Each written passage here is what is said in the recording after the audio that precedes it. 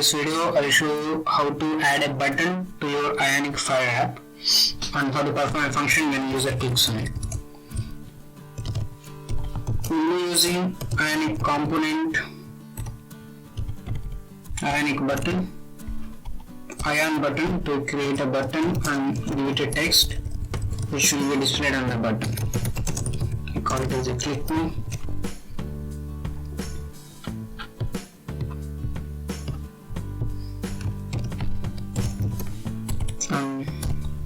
On the app,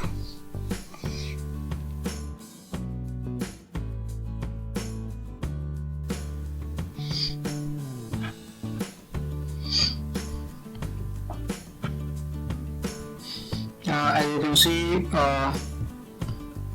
button is added to the home page. But when you click on it, nothing happens. So to perform an action when user clicks the button, we need to add a click event and we need to provide a function to be executed when user clicks on it. I'll just call it as a button click in the parenthesis. Then I'll go to home.page.ts. Then we'll create a function below the constructor. Let me just put a log like button click, and we will also show alert to the user. Click me. So once it is reloaded, we'll see when we click the button, you can see the log here. We can also read the alert when click me.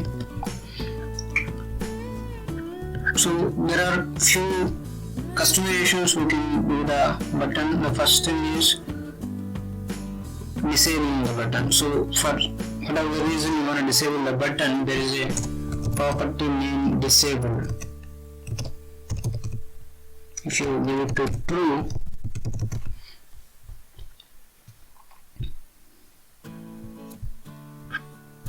you can see the button is grayed out and you can't click the button.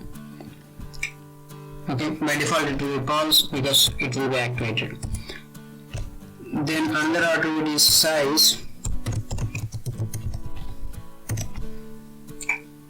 So that is obviously size of the button. You can see it is a large.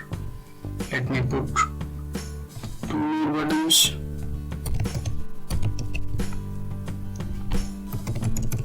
Medium and small. As you can see, this is a large button, this is the medium one, and this is a small one.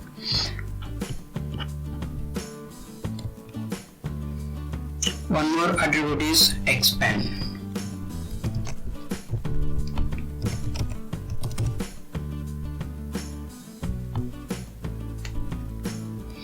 So the properties for the expand is block.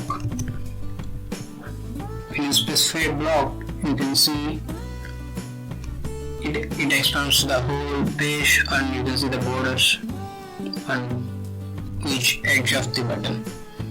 But if you full,